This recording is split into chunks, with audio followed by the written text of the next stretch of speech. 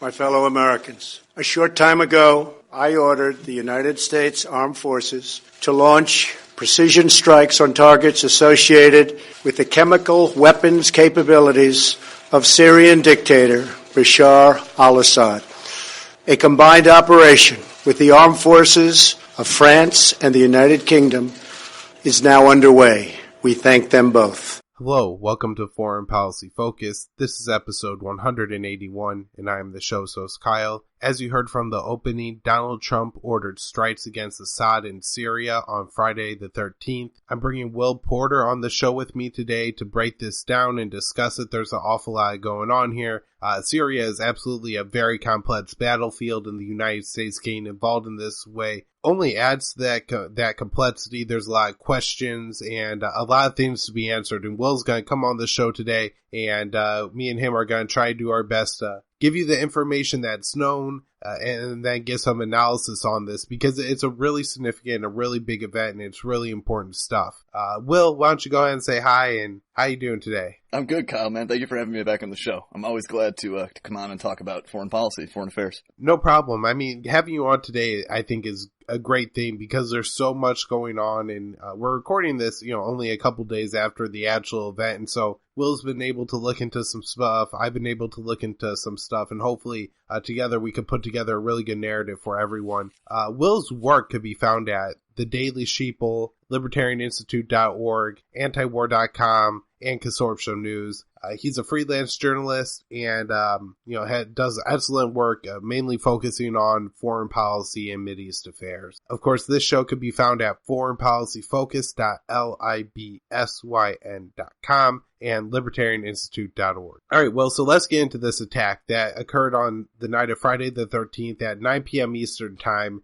This was actually the morning hours, I think about 3 a.m. Syrian time, that the missiles started to land. Overall, over 100 missiles were fired, and as me and Will get into, there's a little bit of a dispute on how many of them actually landed and hit their targets. The missiles were fired by the United States, the UK, and France. Submarines were used, fighters, B-1 bombers from the United States, frigates, different other naval watercraft, and UK and French fighter and bomber planes. So pretty significant, wide, diverse amount of weaponry used here. Tomahawk missiles as well as other missiles and munitions were used. And so, Will, this seems to be, to me, that kind of accepted part of the narrative by all sides. Do you have anything else in there that you think needs to be added or corrected, or maybe is in dispute by one party or another? No, I think that sort of is just like the basic, the baseline narrative, the official line. Something you noted, though, I didn't even think about. I didn't even realize that it happened on Friday the 13th. That's funny to point out. Right. I saw a lot of stuff on Twitter, kind of ominous, as people were really concerned that the attack was going to occur that night. One of the things that there is some controversy about, though, in this attack is how many of the U.S. missiles hit their target, and those missiles that didn't hit their target, if there were any, because the United States claims that every single missile hit the intended target, while the Syrian government claims they shot down over 70 of the missiles. Some of the people allege, others say 13, and so there's some controversy around this, Will. So what do we know about U.S. missiles possibly being intercepted, shot down? And I guess this, goes along with the coalition missiles of the UK and France as well. Well, yeah, like you said, the Syrian government claims that they intercepted something like 2/3 of the total of, I think, 105 missiles are what the U.S. is saying were launched.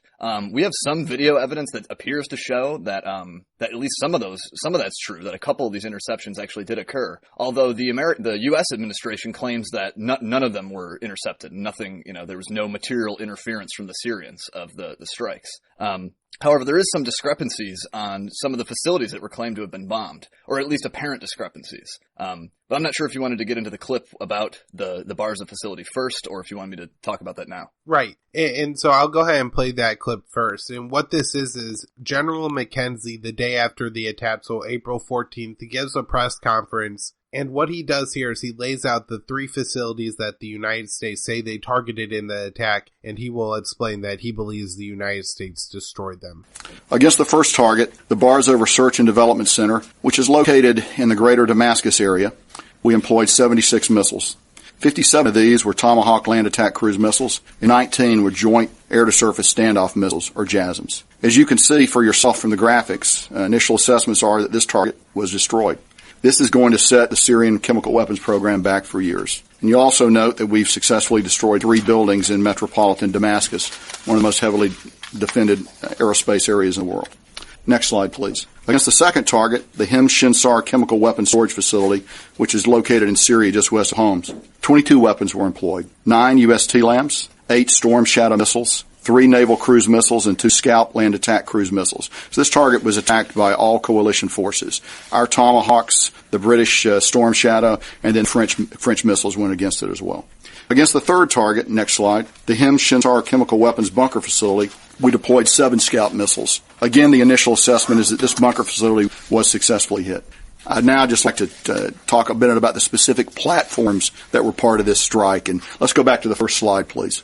The missiles that I just described were delivered from British, French, and U.S. air and naval platforms in the Red Sea, the Northern Arabian Gulf, and the Eastern Mediterranean. I think I didn't cut that clip down enough, so I'll do that. But anyways, go ahead and ask you and get back on track, all right? Okay, well, so he describes those 3 facilities hit, and they more or less lay out that these were involved in the Assad chemical weapons, facilities. So why don't you go ahead and explain what information that you know about these facilities? Yes, sure. So getting back to the point that we had raised previously regarding the interception of missiles. So the Barza facility, and that is the one that's located in sort of metropolitan Damascus. Barza has its own little like area of the greater Damascus area, I believe in the north. Now, this guy McKenzie says that 76 missiles actually hit this facility in the form of 3 different buildings. And so that would be about, like 25 on average per building. However, you and I were talking about this off air. We had seen footage. CBS had a reporter on the ground outside one of these buildings, and it does not look like it was hit by 25 Tomahawk missiles. And so this discrepancy, or this apparent discrepancy, might actually suggest that the Syrian government was right, that they actually indeed did intercept some of the missiles. Perhaps not as many as they say, but it would seem to indicate that based on the damage we see on the Barza facility, it couldn't have been 25, at least not 25 Tomahawks and JASSMs armed with warheads. These things, if you go look up videos of what this looks like, it's a massive explosion. Now, sometimes in tests, they leave the warheads off of the missiles, and so perhaps that's, I could maybe see 25 hitting that building then with just the fuel exploding. But yeah, this seems to be a real discrepancy with the number of missiles they said they launched at these facilities with the apparent damage in the video footage. Right, and I think that's pretty important as far as it just goes. Is it the United States being honest with us here on what happened, and if they're not, why not?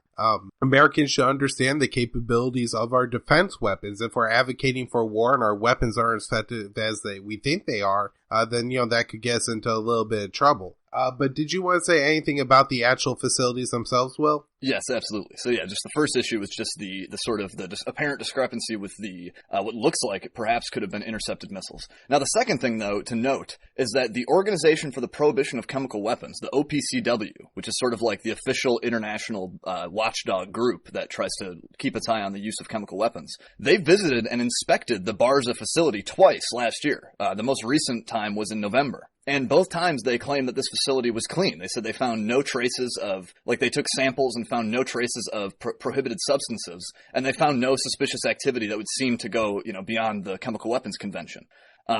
And in addition to that, OPCW documents state that this may refer to other buildings, but that the Syrian government was cooperating in the process of demolishing the remaining 2 chemical weapons facilities that remained in Syria. But for the Barza facility specifically, this is what the Trump administration says was at the heart of the Syrian chemical weapons program. But the OPCW was there twice last year, and they don't seem to agree with that. Now, you'll note it's very interesting that a lot of mainstream media outlets like the New York Times, the Washington Post, and CBS have done their write-ups on these facilities, on the Barza facility and the Hims Shinsar facility. However, in their write-ups in the Barza facility, none of these mainstream outlets mention this fact, that the OPCW was there. And so that's another really serious discrepancy, I think, that somebody needs to address, and apparently the mainstream media is not doing that. And now, when it comes to the third facility, the Him Shinsar, or the second and third, they considered these 2 separate ones. There was a bunker, and then there was a storage facility. But I can't find anything on the Him Shinsar facilities. mysteries, except for like the couple write-ups that have been done in the last couple days that give very scant information. According to the OPCW's websites and their documents and the searches that I've done through that, they make no mention of this. Now, I intend to contact the OPCW to sort of try to figure out these discrepancies and understand this, but right now there's a couple mysteries. Right, and you laid this out in a Twitter thread that I'll go ahead and link to in the show notes page that I think for those of you who want to get into this a little bit more could go through and kind of see the documents that Will has uncovered. And also, I mean, this should be a huge thank you to Will Porter for even looking through and finding these documents. You have an international watchdog group that's dedicated to chemical weapons inspection. The OPCW went through and did the chemical weapons and helped with, or at least monitored, the destruction of the chemical weapons facilities in Syria after Putin brokered a deal to get rid of them in 2013. And so, for all the mainstream news outlets to not be asking these questions and to be going through and finding these documents is really unacceptable, because they have entire teams of staffers and everything for people to do this. I mean, Will is just one guy here, and one guy with a Patreon page for all of you out there who have a couple extra bucks. But he does go through and read these documents and look for the the little truths that are being left out by the U.S. government. But this is a key one, because they say we had to carry out this attack because this was taking out the heart of the Assad chemical weapons program. And if what Will's uncovering, which seems right now to be correct and true, that these facilities were not used in the chemical weapons program, or at least had dubious or questionable roles in that program, then that certainly flies in the face of the narrative that the Americans are putting out. Okay, Will, do you have anything else to add on the facilities themselves?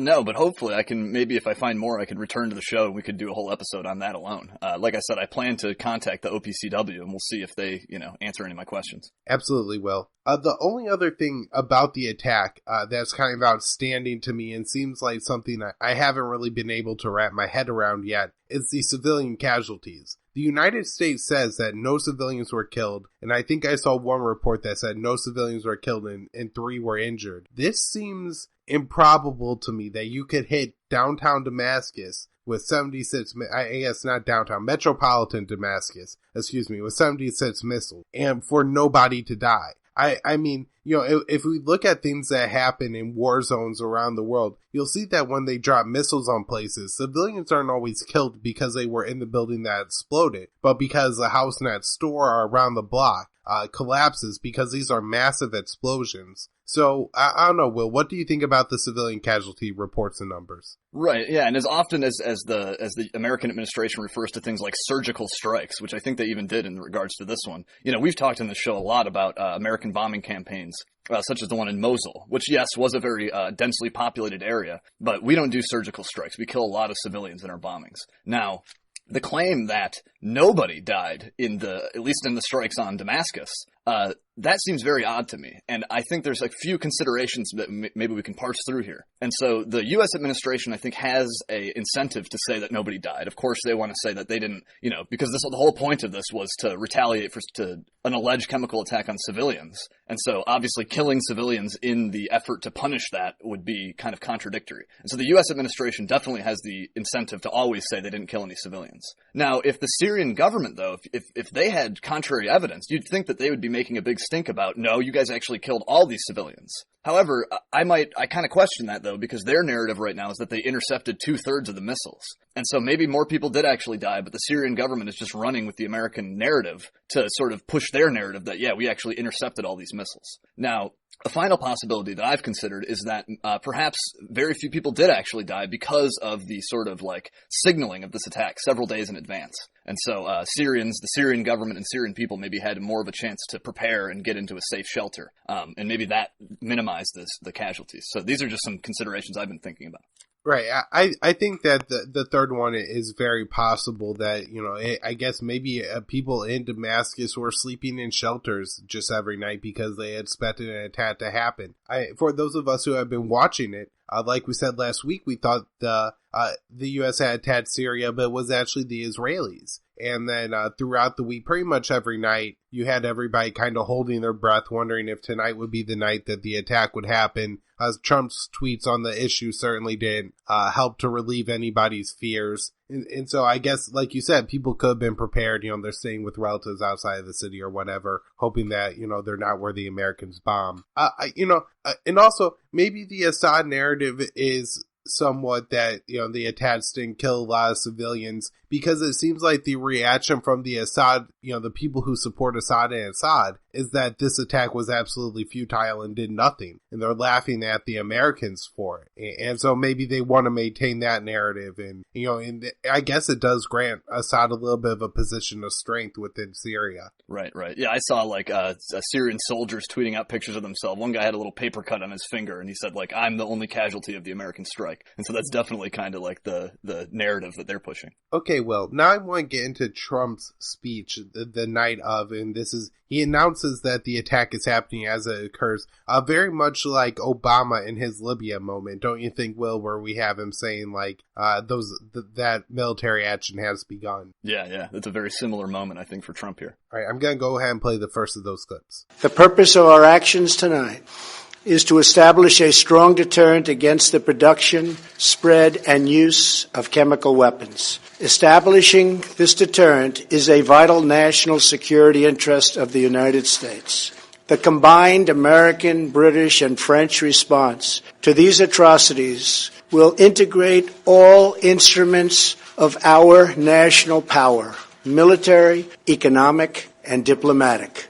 We are prepared to sustain this response until the Syrian regime stops its use of prohibited chemical agents. Okay, well, now I think we're going to get into a little bit more of the analysis of this attack. The first thing it says is that this is a deterrent against people using chemical weapons. What do you think of that, Will? Yeah, I think the administration's narrative here is kind of incoherent. It's because I think there's a distinction to be made between a punitive deterrent to to tell the regime that don't do this or else this is going to happen to you, and the separate sort of mission of destroying chemical weapons facilities, which would make it impossible for the regime to carry out attacks. And so it seems like they kind of equivocate between these two. Is it a punitive deterrent attack, or is it like a preventative thing to get rid of the chemical weapon stockpiles? So that would be the first question I would ask. Is sort of like there's a inconsistency in those two lines. Now, I would also definitely question what he says when he refers to a vital national security interest. I would ask how.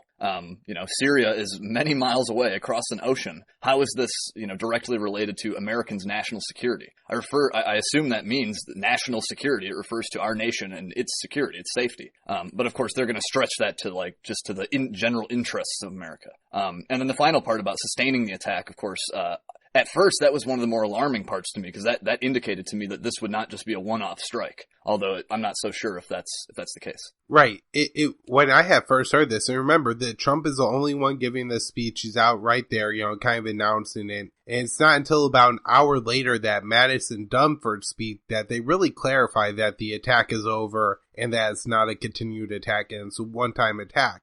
Because in that between time, there was a lot of concern that there was more attacks going on and people were waiting for more attacks. Twitter was certainly lighting up with some true and some false stories about what was going on in Syria. And for me, I really wasn't sure that the attack was over until about minute 10 of Mattis and Dunford standing there. I was like, well, these guys have been standing here for 10 minutes. I'm pretty sure that Russia isn't launching any counterattack against the Americans or anything like that. But yeah, that last statement was quite ominous. And it also seems to indicate that, and we have since heard this from the Trump administration, that this will be the reaction to any chemical weapons use in Syria going forward. Did you kind of get that message as well? Yeah, definitely. That this is sort of, and I think there's even other things by other officials that we'll get into later. But yeah, I think that is sort of like the indication right now from the officials. All right, the last thing I thought interesting here, and this is emphasized by everybody in the United States who speaks, but I want to just bring it up here, and that is that this is a joint attack between the United States, the UK, and France. Do you find any significance to this being an international attack and having so much support, Will? Well, yeah, I think this is sort of like a strategy that occasionally the war party in America tries to go with, going into places with coalitions. Of course, we did that in Iraq, and eventually in Afghanistan, we ended up there with NATO members. And so I think this helps to kind of spread around some of the blame and some of, in case something goes wrong. Although I will say that in the case of Iraq, I still think like the general perception of the U.S.'s mission, even though we did go in with Spain and whoever else as a coalition, that obviously I don't think that protected the U.S., their prestige from from the disasters of the Iraq War. And so try as they might to use these coalitions to sort of whitewash or to spread around some of the blame, it doesn't always work for them, I don't think. Right. I think there may be a couple things going on here. One, in the UK, I mean, May needs to distract from the first false flag that she already bit into at home with the Skripal attack. And so, maybe she's looking to exploit one chemical weapons false flag to cover up another.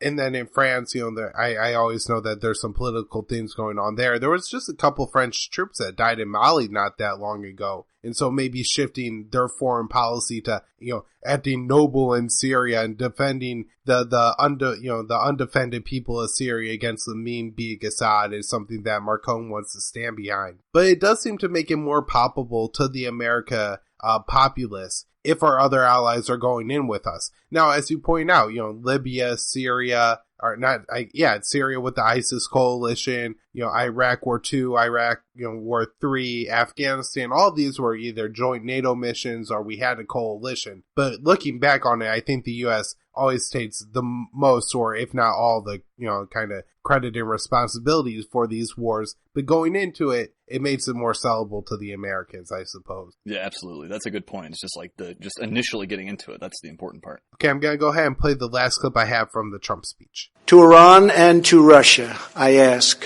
what kind of a nation wants to be associated with the mass murder of innocent men, women, and children? The nations of the world can be judged by the friends they keep. No nation can succeed in the long run by promoting rogue states, brutal tyrants, and murderous dictators. In 2013, President Putin and his government promised the world that they would guarantee the elimination of Syria's chemical weapons. Assad's recent attack and today's response are the direct result of Russia's failure to keep that promise. Russia must decide if it will continue down this dark path or if it will join with civilized nations as a force for stability and peace. Hopefully someday we'll get along with Russia and maybe even Iran, but maybe not.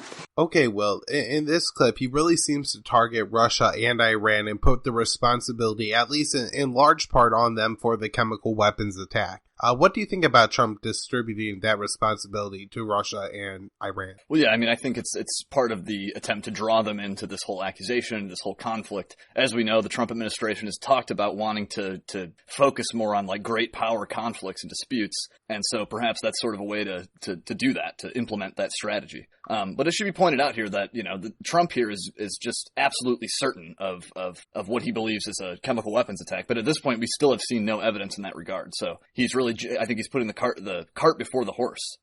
Right, and if it wasn't an American chemical weapon, or if it wasn't an Assad chemical weapons attack, then it would likely be carried out by the rebels. In which case, then wouldn't that be on the responsibility of the Americans or our American allies who have assisted these rebels? I mean, it doesn't seem like anybody acknowledges the possibility, or even like that the Americans would, if you're gonna hold Russia and Iran responsible here, then you would have to as well hold the Americans responsible if the attack was carried out by the Syrian rebels, right? Sure, yeah, certainly. If the logic is that Iran and Russia are the sponsors of Assad, well, the United States and its allies have been sponsors of these rebels. So yeah, precisely. And I think this is a good chance to just go back and real quick, because right here Trump brings up the 2013 agreement that this was Obama's red line. He said that if chemical weapons were used in Syria, then he would go in because he was getting a lot of pressure from the Hillary Clinton types in the Democratic Party saying you gotta go into Syria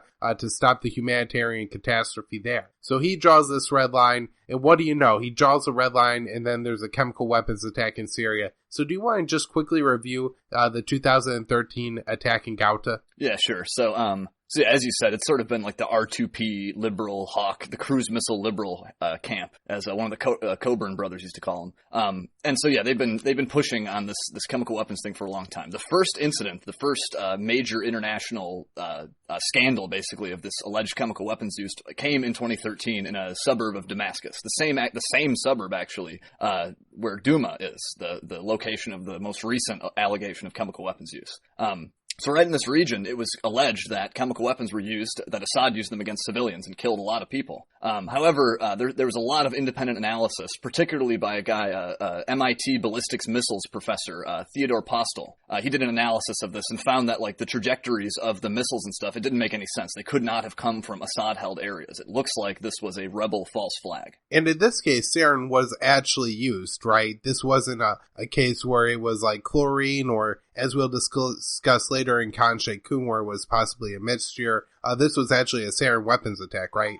Yeah, this is what Seymour Hersh reported on in this great article, The Red Line and the Rat Line. And he sort of came up with, like, based on his sources, Hersh is well known for his high-level, military intelligence sources. And his conclusion that he came to is that the Turkish government, Turkish intelligence, ironically also called MIT, that they had actually assisted the rebels with this sort of sarin capability, and that it was actually sarin. And after the 2013 attack occurs, of course, you have the media blowing up immediately saying that it's Assad, it's Assad, it's Assad. And Obama is getting ready to actually act and take military action against Assad in Libya. And then Putin does what Ray McGovern calls pulls Obama's chestnuts out of the fire and cuts a deal between Assad, Putin, and the international community to destroy all of Assad's chemical weapons. So, Will, do you want to review that agreement and kind of discuss maybe what's happened with that agreement up till today? Yeah, sure. So based on my reading of the OPCW's documents, and they have a lot of documents, I'm not saying I've read every last one, and their archive is kind of hard to navigate as well, based on the way they categorize everything.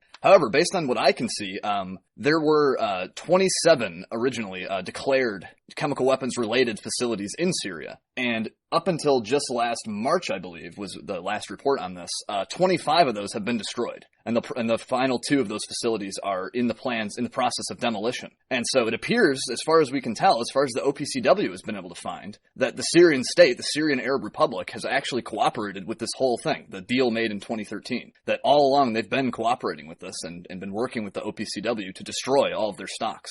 Now, when we're talking about 2 remaining facilities out of 27, that's a separate matter from all the declared materials. Now, all the declared materials that Syria's had has been destroyed for a long time. I think that was even done, like, in 2014, that was finished. However, there are still buildings and facilities remaining, and they're still kind of hammering that out. But this very much goes against sort of, obviously, if there have been all these chemical weapons allegations, it doesn't really comport with the notion that the Syrians have been cooperating with this process. Right. I agree. Very good analysis there, Will. The last thing I want to talk about was that clip is the very end, where Trump says, maybe we'll get along with Russia and even Iran one day, and maybe we won't. Why does he have to include that in this, speech here? What does the United States getting along with Russia or Iran really have anything to do with the Syrian civil war? That's one thing I really can't figure out. Yeah, I think sort of like an argument can be made that this sort of represents Trump. This little rhetorical thing here, I think you could make the argument that it represents Trump sort of giving in a little bit, one step to what Obama called the DC blob, the foreign policy blob. Because if you juxtapose that clip next to some of Trump's campaign rhetoric about wanting to get along with Russia and stuff, that I think represents a clear step in the wrong direction, where he's saying maybe we'll get along, but maybe not. So it seems like he's being whittled down on this. Okay, now I'm going to move into the next clip, and this is about an hour after Trump's speech, Mattis and Dunford come out to give a little bit of analysis of what happened in the attack. And this is the first clip of Mattis from there. As our Commander-in-Chief, the President has the authority under Article 2 of the Constitution to use military force overseas to defend important United States national interests. The United States has vital national interests in averting a worsening catastrophe in Syria and specifically deterring the use and proliferation of chemical weapons. So, Will, I've struggled really to find what the United States' possible interest, national interest, because remember, we're invoking Article 2 of the Constitution here, saying that, the United States is under attack and we have to then, go to defend ourselves. What exactly could our national security threat coming from Syria may be? Yeah, that's precisely the question that I would ask. First of all, I think it's funny. Mattis sounds like he has like a mouthful of food in this clip where he's talking here. However, if this missile strike in Syria, if this alleged chemical weapons program can be made out to be within the national interest of America, and it's destroying that is the national interest, I think you could pretty much make anything the national interest of the United States. Like, if you apply that criterion, things that are way across the world, across oceans, when we're talking about a foreign civil war that has all this foreign intervention. There's all these proxy forces. It's a very complicated mess. In that, to say that there's an American interest, I don't know. I just think you could then say that anything is of American interest. Right. And I mean, I guess I do that. And to listeners of this show, you're probably not surprised that the American government is taking a very liberal interpretation of the Constitution to do whatever they want in foreign policy. It's still worth pointing out and significant. And I think a lot of people expect the United States government to follow the Constitution, even though they never do so. Maybe if you're just talking to the random person about this kind of thing, it could be a good quick argument to make in favor of not doing anything. The next clip I'm going to play is, the first one is Mattis, again at the press conference. As I said before, the next morning there was a press conference held by the Pentagon. Their spokeswoman, Dana White, was one of the speakers, and the other was, I believe, 3-star General Kenneth McKenzie. And so I'm going to go ahead and play the next 2 clips. Them. Mr. Secretary, it was just a couple of days ago that you said you're still assessing the intelligence on the chemical weapons attack, suspected attack. So at this point, do you know what the chemical was used in that attack? Was it sarin? Was it chlorine? And also, what is your evidence it was actually delivered by the Syrian regime?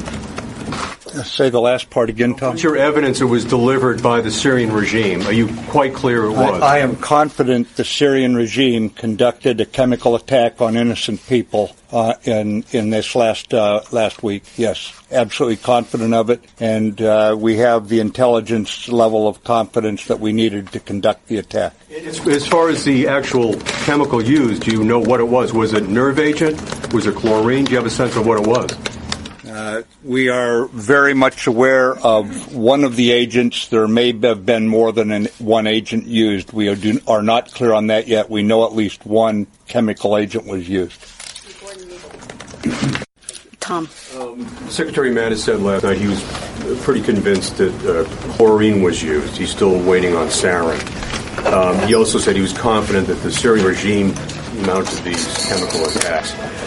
What evidence do you have of both, of chlorine and of the Syrian attack? And also the OPCW is on the ground now. They're collecting information on that. We are still assessing, but as the Secretary said last night, he's confident of the evidence that we already had, and which is why he recommended the strikes last night. But we are still assessing and getting details, and we can provide more details once we have them. Well, can you give us a sense of what evidence you do have? There's various intel, and I won't speak to that. But when we have more evidence and more details, I will come back to you, Tom. Barbara. For both. Okay, well, the U.S. government is apparently not going to give us very much information about what intelligence or what they know about the chemical weapons attack in Douma, but can you share with us what you know about that attack and then maybe assess, well, what they're calling their assessment? Yeah, sure. So, yeah, it's funny. They keep saying still assessing, but they signal that they're confident and they're sure about the answer, but we're still assessing the evidence, but we can't tell you what the evidence is. I think that's interesting. Well, real quick, I just want to point out that they really don't use the word evidence. They use the word intelligence, which just seems like that could maybe mean that they're not focused on, actually gathering like the soil samples or whatever that would prove a chemical weapons attack, but are just interested in their analysts saying Assad's the only person that could do this. Right, exactly. Like we're very familiar with, intelligence estimates and intelligence assessments and things like that being done that obviously aren't trustworthy. But yeah, they like to put it into paper, put it into writing like that, and then just cite it forever. Now they had Mattis had mentioned how it's not clear. We think it's chlorine. It might be sarin. Well, there's a big difference between those two chemicals. Sarin is like a organophosphate nerve agent, and it's not really, I don't think sarin is used for anything but that. I think it's mostly, if you're going to find that, it's going to be like military spec nerve agents. There are other organophosphate chemicals. We've talked about fertilizers and stuff that can release similar agents, similar gases. However, chlorine is much more widely available. And so if you have some kind of evidence of a chlorine attack, well, then that kind of makes it even less clear who could have done it, because it's so easily obtainable. And in fact, in documents that I've been reading through the OPCW, as we've discussed, I've been going through those the last few days.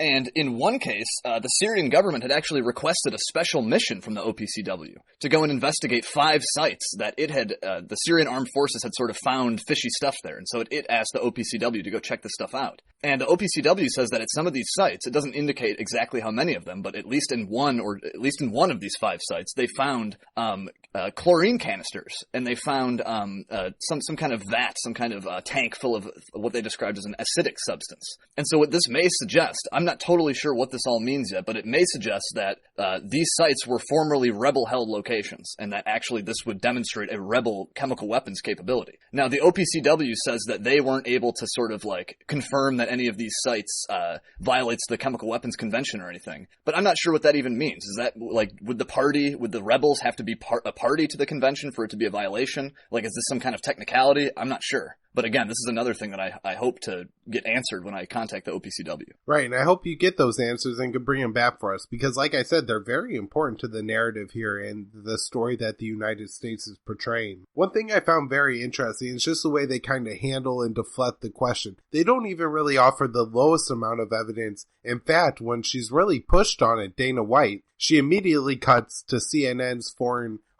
Pentagon reporter Barbara Starr for a question that she knows is going to be a softball.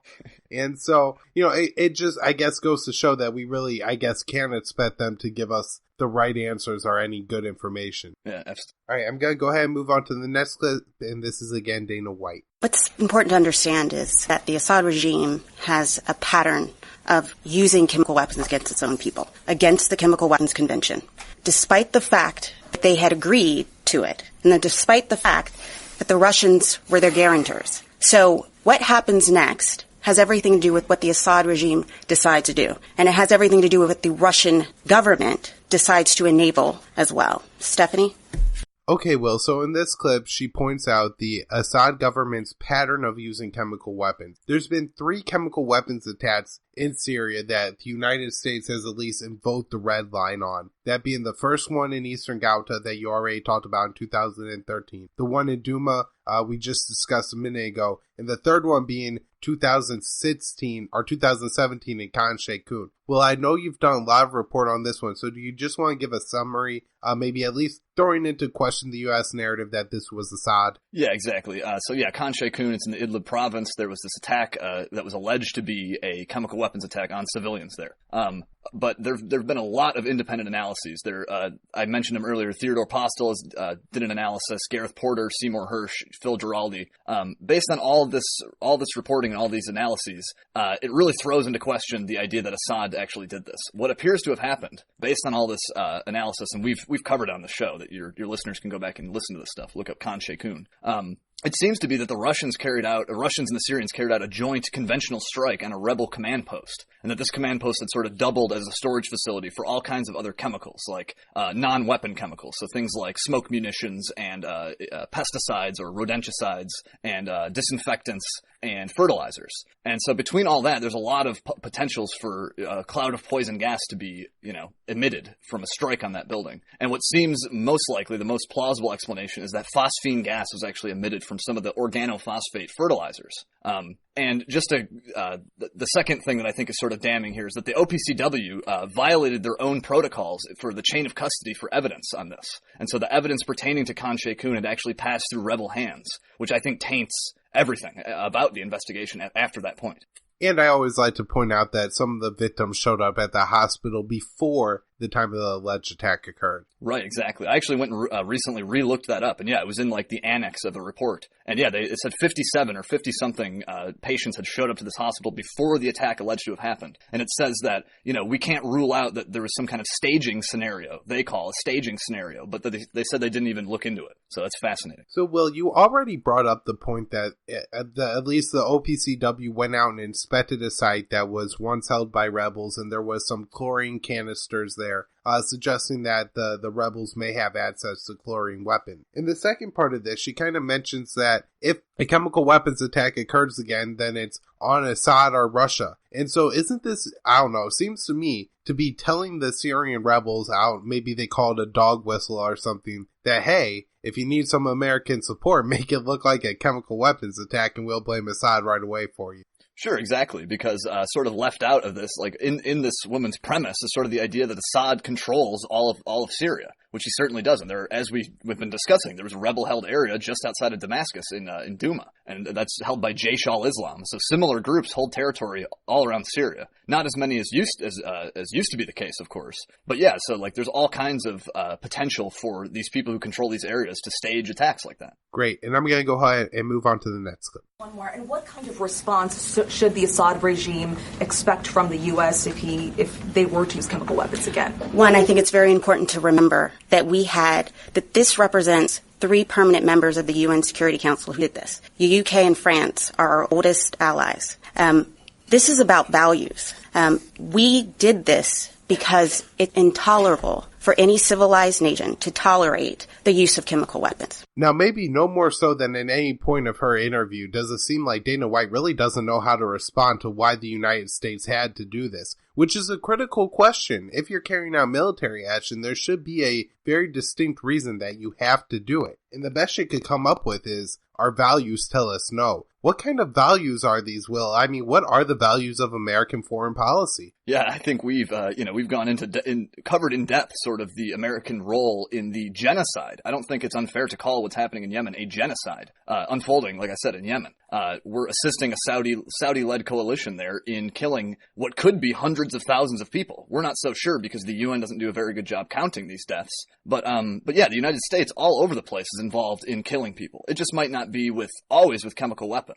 Although we do use things like depleted uranium munitions, which that's not a chemical, but it's a radiological weapon, which might even be worse, actually. That it actually like pollutes the soil for like millions of years because, depleted uranium has a long half-life. And we use things like white phosphorus as well. And so, which is indeed a chemical weapon, absolutely. And so, yeah, I don't think there's such a distinction you can draw here between the U.S. and the West and France and Britain and, the evil, mean old Assad and Russia. Right, and they, too, if you look, it may be not so recently, but Saddam Hussein used chemical weapons in the 80s, and the United States was his ally back then and supported that. Of course, the use of Agent Orange in Vietnam and biological weapons in the Korean War. There's a long history of chemical weapons use by the United States, and we really don't seem to care about that. It just seems to be that Obama really fell for a trap with the red line in Syria. And I think he got probably conned into it, setting this red line. And then once he did, people were able to exploit it. And so it seems to me that's more or less probably what happened here. And so now we kind of have this arbitrary red line on chemical weapons that nobody could really explain why we need to have it, but we do. Right. Yeah. No doubt. I think that Obama sort of set this precedent and he's tied that to American foreign policy. Although the politics of it, should be pretty easy for Trump. He should just denounce Obama like he always does and distance himself from that policy. I don't understand. Right. But the most amazing part is her saying that this is intolerable to tolerate. As I've pointed out on the show a couple times now, 40 people died in this chemical weapons attack, and, it would be, and if this attack did occur, as the United States say, it would be absolutely tragic and condemnable for Assad to carry out this attack. But 40 people dying in a war crime in Syria is just another day. And, it really sucks that that's the situation in Syria, but it doesn't make sense. And there's no clear, line that anybody could explain to me why this attack would have been worse than anything the United States has done, whether it be in Raqqa, Mosul, or Kobani Syria. I mean, we pretty much flattened Kobani. Nobody complained about that. What about Tikrit and Ramadi, the more cities in Iraq that we flattened? Nobody calls those, war crimes or anything like that. I mean, the United States even admits to killing over 100 people in a building in Mosul. I'm sure some of those people suffocated under the rubble. Will, why, I guess, do you have any explanation of why this particular attack would be so much more intolerable than anything else? Well, I think the real explanation is, of course, that they want to maintain this double standard, that, they want to find any excuse they can to get involved further. Of course, it's a certain contingent of American hawks who have wanted to escalate this war and wanted to overthrow Assad. So to me, it seems like they're just looking for, they're grasping for reasons. They're grasping at straws to do this. So that's, even though this is not, we're not talking about a mass casualty event, and the U.S. kills more people in single strikes, as you pointed out, than are alleged to have been killed in this Duma incident. And so, yeah, obviously, I think it's just a pretext. Right. Oh, go ahead. I was just going to add that this is an important distinction between the first chemical weapons attack in Ghouta in 2013, where sarin was used and killed, by some reports, up to 1,500 people, lower reports 500 people. Either way, you can see that that's a mass casualty event, and the reason why people fear chemical weapons. What happened in Syria, or what happened in Duma, was far from that. It was an isolated event, and the people who died were all piled into a basement. So it's not like if Assad had dropped a 500-pound bomb on the building, it would have been the same result as had he dropped chlorine on it anyways. Right. Did you have anything else to add? I think I cut you off there. Oh, I was just going to cite, you had mentioned the Mosul campaign. I was just going to cite your audience to check out an article called The Uncounted by Anand Gopal in the New York Times Magazine. And if you want to get an idea of the toll of American air campaigns, American airstrikes on civilians, that article is a good place to start. And that was actually the first article that we wrote together was on civilian casualties in Mosul, Will. Oh, yeah, check that one out too, of course. Definitely, yeah. Check out Kyle and I's piece that we wrote for the Libertarian Institute together. Yeah, I'll dig that up and link it on the show notes page. The next clip I'm going to play has a little bit more to do with what impacts does this have on the war, and this is, again, Dana White. The use of chemical weapons affect the outcome of the Syrian civil war. It affects it by, again, demonstrating to the world that this is a heinous regime. This is a regime that murders its own people daily. We, yesterday, with the help of our allies, addressed the fact that they continue to use chemical weapons against their own people. We continue to hope and urge, and we're confident that the UN process will move forward. But our mission remains to defeat ISIS. There's still work to be done, and we will do it. Right here and right here. In this clip, well, I think she made almost a little bit of an excellent point of what we're talking about. He asked, what impact would using chemical weapons have on the Syrian civil war? And she can't answer the question. I mean, what impact would it have if Assad had used chemical weapons in that building, like I said, versus a 500-pound bomb? It really doesn't seem to matter. So maybe we could talk a little bit here on, do you think this attack had any real effects, Will? And what would it, had Assad been using chemical weapons, what would that enable him to do that conventional weapons wouldn't have? Yeah, I tend to agree with how you're putting it here. I don't think there would have been much of a difference, between dropping a 500-pound bomb in a building and killing civilians with that, or the chemical weapon. However, in White's response, I think it's interesting because no, she doesn't really give a real answer. But her answer is that, well, it shows the world that this is a heinous dictator, or heinous, I forget how she put it. What was the specific formulation? A heinous regime. And yeah, that is sort of how it changes the war in the sense that now we have yet another step to show everybody that, this is not a tolerable regime. And so, of course, I'm not sure. I don't think the administration, they're not claiming that regime change is still on the table. But this still, nonetheless, I think should be seen as a step toward that. It's making it it's establishing yet another precedent that this is a terrible regime. And so that could be how it affects this war in the future, is by setting that precedent. In terms of how does it actually affect the war, the American strike, in terms of military strategic, in that context, I don't think much at all. And just to your point, I hadn't thought of this before, but as far as the optics goes of Assad being a straw man, I would think that the attack and then the American response would have the opposite effect. You have a situation where in Duma, where there were jihadist rebels there, the Army of Islam, backed by Saudi Arabia, and they were throwing, grenades outside of Duma and launching mortars and killing civilians. And then you had Assad put an end to that, and in response, the United States dropped a bunch of bombs on areas of Damascus that civilians, I'm sure, lived around because it was within Damascus. And you just had this huge Western response. It would seem to me that it would, tell the people of Syria, if anything, that, Assad is the guy who's doing what needs to be done. And here you have the Americans that are kind of the bad guys. Yeah, absolutely. And the context is just always left out about who are the rebels.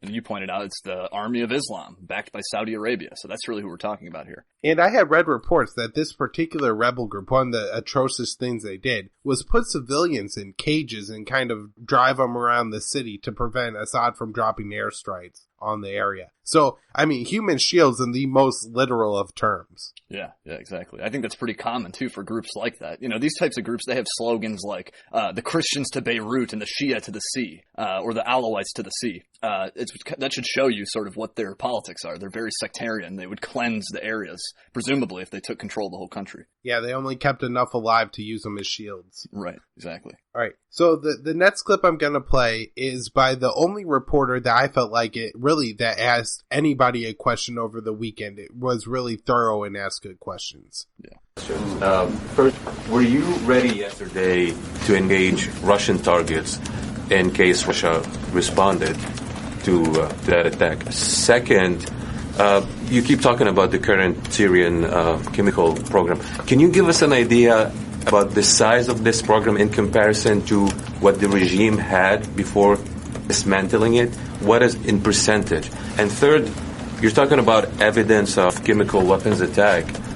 We haven't seen any evidence, really. That's what you're saying. However, there's an organization on the ground in Syria, the OPCW, and it will conduct an investigation. Why didn't you wait for that investigation to end? Well, let's remember that OPCW and others have been blocked from entering Ghouta and Douma. That's because of the Assad regime. We need to remember that everything that's happening with respect to the murder of these people, innocent people, is the responsibility of the Assad regime. So we were very confident about the evidence that we had. And it was clear. And the Secretary said yesterday, he was very confident about the intelligence as well as the evidence. And that's why we moved forward. The two other questions on Russia and the size of the Sure. chemical We have program. an active, effective deconfliction channel with Russia. It's been used a month before this attack. It was used through this strike, and it's been used afterwards. And I'm not going to be able to comment on anything more specific on that. The size of the program, the current program that what the Syrian regime has now? Because you made lots of assessment, you have a good idea, you have lots of targets. So in comparison to what the Assad regime had I would say before, there's still a residual element of the Syrian program that's out there. I believe that we took the heart of it out with the attacks that we accomplished last night. I'm not going to say that they're going to be unable to continue to conduct a chemical attack in the future. I suspect, however, they'll think long and hard about it based on the activities of last night. We have time for a couple more questions. Idris. Okay, well, like I said, I think the most important questions are asked here. Let's just start with the first one, which is, was the United States ready to engage with Russia? And what did you think of the response? I believe the guy when he says that they had been maintaining deconfliction lines and stuff. And so, I think that was the case. I think there was some coordination between the United States and Russia on this. And I certainly hope that's the case, in that we didn't risk killing Russian soldiers, because that could certainly escalate the conflict. Yeah, from my understanding, what I've heard the generals saying was that they let the Russians know that they would be using the airspace, but didn't let the Russians know what the target were. But what did you think the fact that, they didn't really answer that? Because this seems to be a critical question, is that if the United States is going to attack Assad, don't you think that, Russia being a key Assad ally, was Mattis afraid? Was Donald Trump afraid that Russia may respond? Right, yeah. If as you said it's true that they didn't tell them any of the targets, well, that's an incredibly risky thing to do. We're not just risking, the lives of soldiers or something. We're risking what I think it was Dan Ellsberg calls omnicide. The death of everything, of all living beings. Because, America and Russia have the two largest hydrogen bomb arsenals, and Americans killing Russian soldiers, it might be a little worse than killing the private defense contractors, as we've seen reported in the last few months. So yeah, absolutely worrying if they're not sorting this all out with the targets and telling the Russians about that. Right. And then the next question is, why didn't the U.S. wait for the OPCW to come in? And do you want to talk about what he's talking about with the upcoming OPCW investigation, or I guess now that it has at least occurred? Sure, yeah. So the spokesperson says the OPCW was blocked from getting into Douma. That's not true, though. There's no reporting that indicates that the OPCW inspectors were not allowed into the site. I believe what the spokesperson is referring to is the deliberations in the UN Security Council regarding, like, the proposals put forth, because the Russians had voted against the American proposal and tabled their own. And so, but that's not blocking anything. That's just them putting forward a proposal they find to be satisfactory. And so, yeah, I found that to be pretty disingenuous to say that the OPCW was being blocked. In fact, it was Russia and Assad, I think, Russia and the Syrian government that had initially suggested that the OPCW come to investigate. Right. Well, a UN resolution was never passed for an investigation. It was Assad and Russia that coordinated with the OPCW to have them come in. There was a little bit of, I guess, a complicating factor on the day of the initial strike, of course, because the area was still held by Syrian rebels, and the city was under siege, and jihadists were on the other side of the lines. And so it wasn't necessarily like the OPCW would be able to waltz in right away. And also you had the Swedish government at the UN propose a resolution that was supported by Russia to have an investigation of the chemical weapons site in Duma. However, the United States and the UK blocked that one. An important note on the American resolution to have the OPCW come in is that there was a poison pill in that where it would have invoked part of the UN charter that would have allowed the U.S.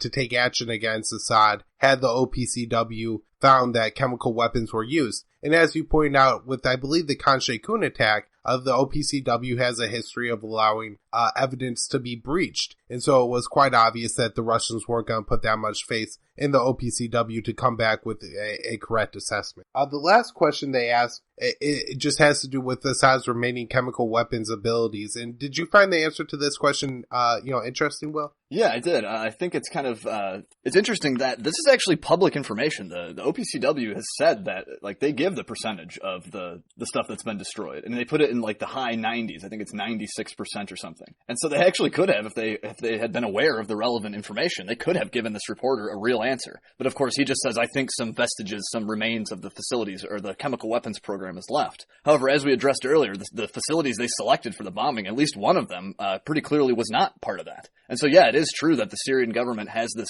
remains. They have 2 remaining chemical weapon production facilities standing that they're working to demolish. But I don't know if we even hit one of those yesterday. And so it's not so clear that this answer was not very good, is what I'm saying. What I think is important about this answer, though, is it leaves it open for if there's another chemical weapons false flag that occurs in the future, the Americans could blame Assad. Had he not said this, it would have made it kind of an interesting situation when if al-Nusra in Idlib in 2 weeks decides to gas a bunch of people to explain how Assad was able to carry out chemical weapons attack so quickly after the United States just destroyed Assad's chemical weapon facility. Right, yeah. I wasn't sure either if he was referring to, like, the vestiges of remaining chemical weapons. Was he saying after the strike, or was he saying sort of prior to the strike? That wasn't clear to me. I believe it was after the strike. Certainly, throughout the interview, he comes back to it a few times to say that Assad may still have some residual abilities after the attack. Oh, right. Yeah, that would definitely then establish, like, it could happen again. Now, there's a very interesting moment that Donald Trump has on Twitter that gets addressed in the press conference where he tweets in a very Bushian fashion, mission accomplished. So I'm going to play that clip.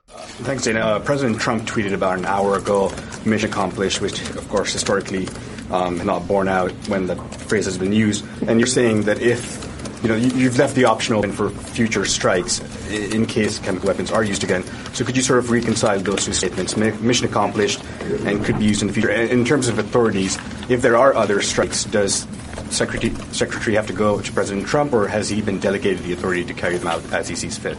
So to your first point, last night operations were very successful. We met our objectives. We hit the sites, the heart of the chem weapons program. So it was mission accomplished. Give me your second part. Second part is the authorities question. If there are future strikes, does the same process have to go where you go to the NSC and the PCC? What is the process now? As the Secretary said last night, the President has the authority under Article 2 to defend U.S. interests and national interests. And so I'm not going to speculate on anything that happens in the future, but this was a fully legitimate operation. Okay, well, I guess we'll start off with Trump's mission accomplished moment. What did you think of that, and will this be quite as big of a blunder as Bush's? Probably, maybe not as big of a blunder. Like, at least in this case, like I was saying a pretty high standard there. Yeah, it's like the biggest foreign policy blunder of like the last 200 years or something. Yeah, hard to top. However, no, I mean, I think that this one can be spun in sort of like the way that the spokeswoman did spin it, that like, oh no, we were just referring to the narrower mission of like carrying out the bombings. But presumably you would think that the sort of broader mission of this would be to prevent, as Trump said, that this is a deterrent to prevent future chemical weapons use. And so if that's the mission that you're talking about, well, it's not very clear at all, because they keep saying that it might still happen again. So that cuts against their own, Trump's own claim that it's mission accomplished here. But sure, if you're just referring to the narrow, like, yeah, we carried out these strikes in these facilities, if that's the mission, well then sure, it's accomplished. We did it. Right, but I'm not even sure what, even had we carried out these strikes, I mean, what is Trump really saying was accomplished anyways? I mean, this really doesn't degrade Assad's military capabilities. It's not going to prevent him from winning the Syrian civil war. And so it seems like mission accomplished is, kind of a weird phrase to tweet out. And I wonder if, he's smart enough to know that this was Bush's infamous phrase. The other question here was about the authorizations, and I think is also critical. As I believe I brought up before, if this is an ongoing mission and suddenly Mattis or Bolton are in charge of being able to authorize these strikes, then that really changes things. And so, Will, are you okay with our ambiguous answer here, or do you think that the media should be demanding that we know what it's going to be if the United States wants to strike Assad again? Yeah, I mean, obviously, I think the media should be. We've had so much. I don't know, there might just be sort of like an exhaustion with this, because there's been so much stuff about status of forces agreements and AUMFs and like what authority do we have to do what, and it's been a very complicated thing. And of course the federal government is always going to try to argue that the Constitution supports whatever it happens to want to do. And so in this case I think it's no different. They're going to say they have some kind of constitutional authority. Now in other cases they'll straight up just say that, oh, the Constitution it's an anachronism. It's sort of an old school thing. We don't really do things that way anymore. But I guess from this Republican administration, they're going to try to appeal to the authority of the Constitution. All right, well, I'm going to move on to the next clip. Sure. Yeah. You said we're very confident about the evidence we have. Now, Russia and Syria denied any chemical weapons were used. I'm just wondering why you wouldn't share your evidence with the world. Adlai Stevenson famously went to the UN in 1962 with evidence of the Russian buildup in Cuba. Why wouldn't you do something similar, especially if there are doubts? Well, there's no doubt for us. Well, why don't you share the evidence then? One, a lot of this has to do with intelligence. And I'm very happy to show evidence if I can. But we were very confident about the decisions we made. I'm going to take one more question from Aaron. Well, when I watched this live, my mouth literally hung open because it was just jaw-dropping to me that she really couldn't answer this question, which seems, again, to be a very critical one. So I'll just kind of let you take it wherever you want to go with it. Yeah, sure. So I think it's funny how they always, like, it's a trend now. Like, they basically, the government is never expected to justify or explain or prove anything it says because it cites sources and methods.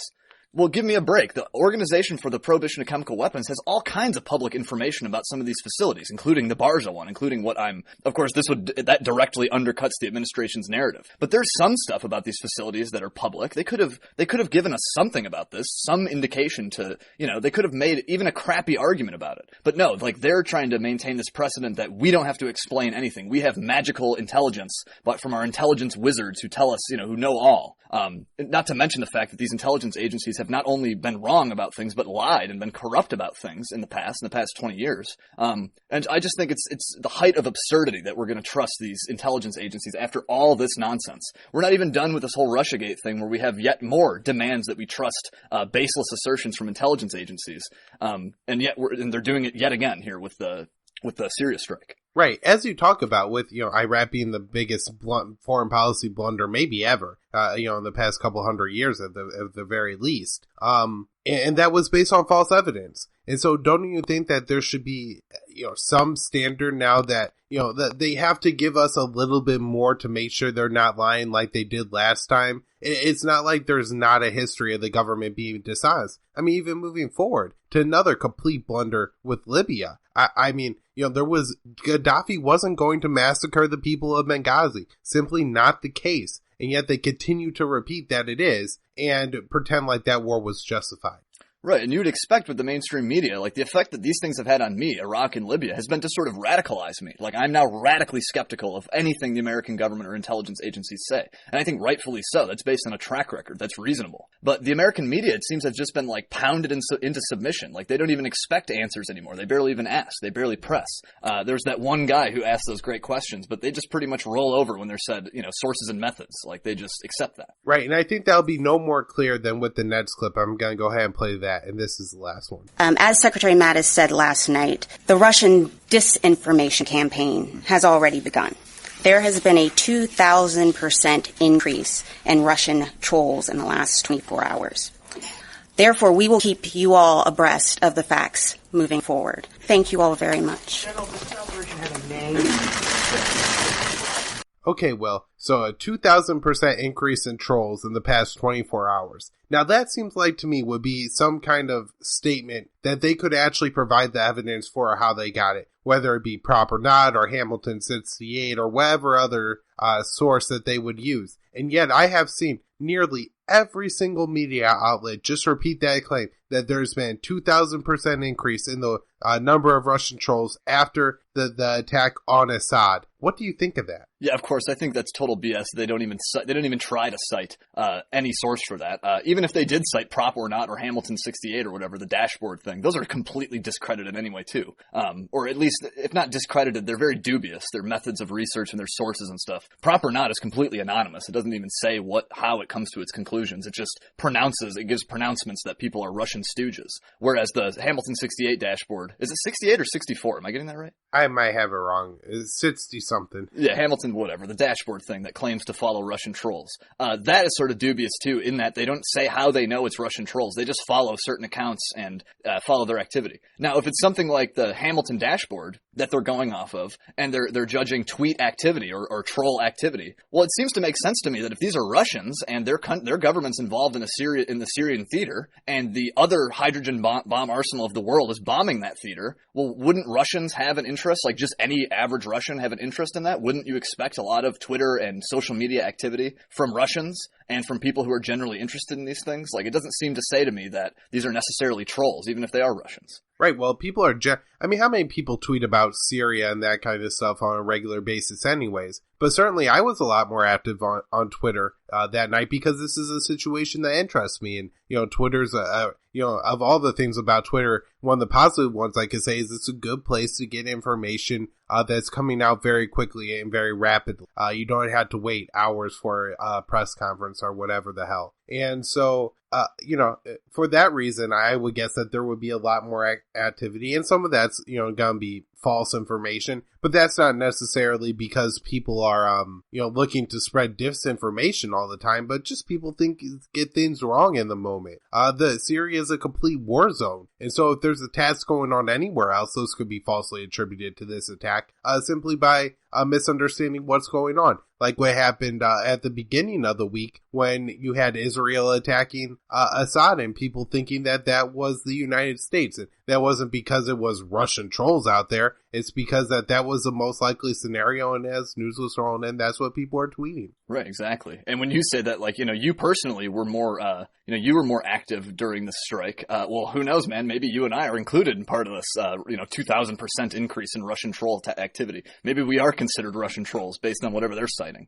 I pretty much figured that I am. The other thing, though, and that I found almost more disturbing than that, was that at the end she says, there's a lot of Russian disinformation out there, so we will keep you informed. And as me and Will just talked about, that these are the people who lie us into war. And so shouldn't the media have a real problem with this? That the Pentagon is saying you can't trust anybody else but us? Yeah, certainly. However, the mainstream media outlets like CNN, cable news channels like CNN, they take similar lines toward things as sort of gatekeepers of information. I think there was WikiLeaks documents that were published, and CNN insisted, don't look at these, like, get it from us, like hear it from the news outlet, don't go, dangerously looking into things for yourself. And so they sort of adopt a similar kind of gatekeeping posture. And so I wouldn't expect them to challenge that from the Pentagon, or from the administration, I should say. And in fact, I was reading an article today on NBC about this site, polygraph.info, which is apparently a U.S. government-funded and run website that debunks Russian propaganda. And what they were saying, they were praising this site, saying that was underfunded, but they were also,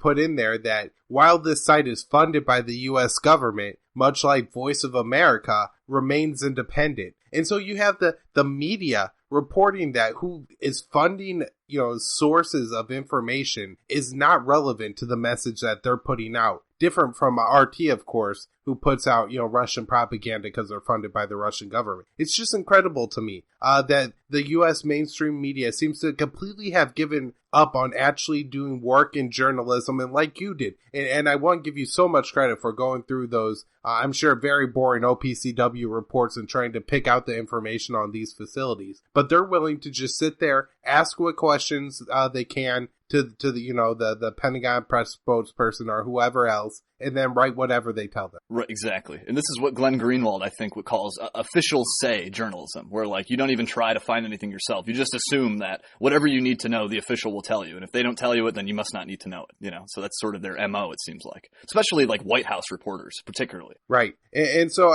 that's some analysis on the media. I wanted to get to that, but we kind of just covered it there. I wanted to just, mention it in kind of, wrapping up that I've noticed that the left-wing response, especially from the, members of Congress, has been Trump really, should get congressional approval going forward.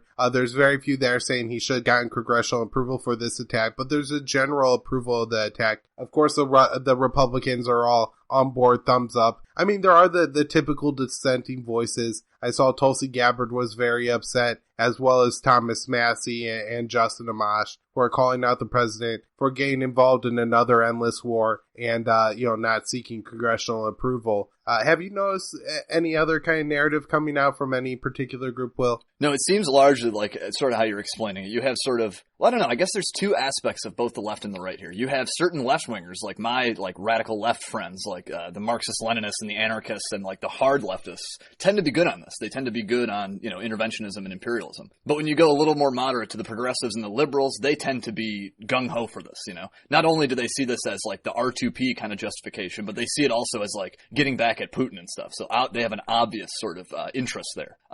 But then you also have the right-wing sort of division here. You have mostly, as you referred, thumbs up, go ahead, people defending this.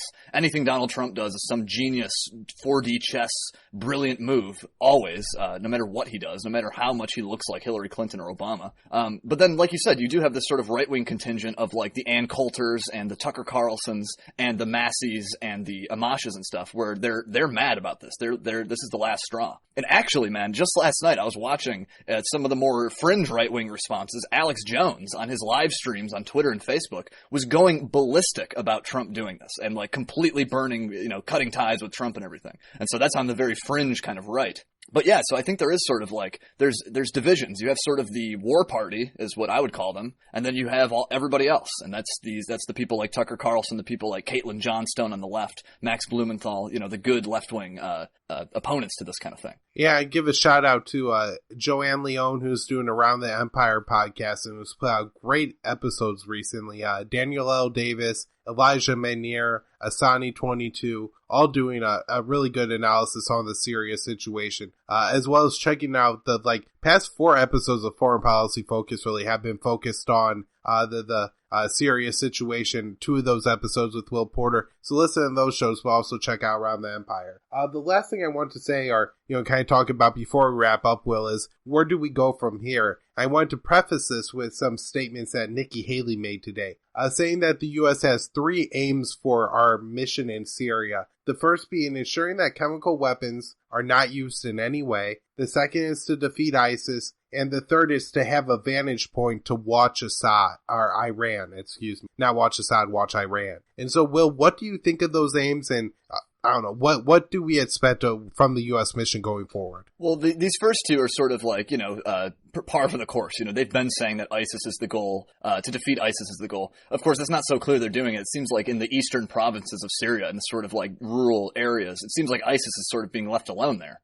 As of course Assad and Russia mop up all the other Islamic militias, taking over territory in the west of the country. The U.S. doesn't seem to be pursuing ISIS quite as vigorously at this point, so it's not so clear to me that they really mean that. To me, I thought the using ISIS as a reason to stay, I thought that was sort of their like vague, their ability to stick around for as long as they want, basically. But the thing about Iran, I think, gives them an even more vague, broad, infinite justification to stay. Because, like they say, building a vantage point. What do they mean? Are they going to build a tree, like a platform in a tree, to watch for the Iranians? Like, we have satellites all over the world. We can watch anything we want to. They showed us the damage on those facilities they bombed just on Friday. Like, they have satellites over Syria. They can see all this stuff. And so, what kind of vantage point are we getting here? It seems like that could just be a reason to stay forever, presumably. Like, even if ISIS disappears from the face of the earth and it's absolutely proven without a shadow of a doubt that Assad has no chemical weapons, presumably we could just keep saying, well, we don't really have the vantage point that we want for Iran, so we have to stay. And so to me, that is one of the more worrying components of that. And I guess I didn't address the chemical weapons one. Again, that's very par for the course. We sort of addressed this earlier in that they still hold out the possibility that chemical weapons could be used even after the strike. Right, I completely agree. And, as you said, I think number 3 is the one that makes it a forever war. Basically, we're going to just stay there and watch Iran forever. Will give us an excuse to stay forever, especially because if you look at the destruction of Syria, Iran is going to have to be there for a long time. Iran has committed a lot of money to rebuild Syria, including rebuilding the power grid. And so I'm sure Iran is going to be interested in having their own forces in the area to defend the Iran workers and the Iranian projects. Right, to protect their investments. It certainly makes sense. But then, of course, the United States is going to use that as a reason to stay forever. Right, and of course the United States is going to deprive all development money to Syria, as well as probably other Western countries until Assad goes. And it looks like Assad's going to stay. And so who else does Assad have to turn to? I saw today he estimates that he's going to need $400 to $500 billion over the next 10 to 15 years to rebuild Syria. I mean, the country has been completely devastated. Several towns have had battles fought between several different factions of rebel groups and the Assad government, and has lost and taken control. I mean, I think at one time, Palmyra was under control of the Syrian rebels, was then under the control of ISIS, and then the Syrian government, and then ISIS again, then the Syrian government again. I mean, that's several different groups that have, dropped bombs and fought wars in that city. And so much has been reduced to rubble. And there's so much ancient artifacts and ancient buildings and sites in Syria that I'm sure they're going to look to preserve and try to repair to whatever extent possible. Yeah, it's such a shame. Syria had had a pretty strong civil society, a good education system, for the region, of course, not comparing it to the US or France or something. But that has completely been reversed. Syria has been brought back. Their standard of living, everything, they've been completely decimated. It's a tragedy. Well, on that note, Will, that's a tragedy, and that's the best way to describe the Syrian civil war. I think we'll wrap up there. As I said at the start of the show, Will's work can be found at thedailysheeple.com, libertarianinstitute.org, antiwar.com, consortiumnews.com. Will, what's your Twitter handle? You can check me out on Twitter at WKPANCAP, ANCAP. And if you really like my work, if you really want to contribute to me, you can be a financial contributor to me at patreon.com/WKPjournalist. All right. And for those of you who want to share this show, foreignpolicyfocus.libsyn.com. I'm also on now BitChute, libertarianinstitute.org, YouTube. Apparently a lot of the people are watching the show on YouTube, so I'll definitely keep posting there. I'm glad you all are enjoying that. Minds is a new social media platform that I'm on. If you really like the show and want to donate, patreon.com/foreignpolicyfocus, on Twitter at KYAAALE, and Facebook at Kyle's Files. Thanks, everyone. Thanks, Kyle.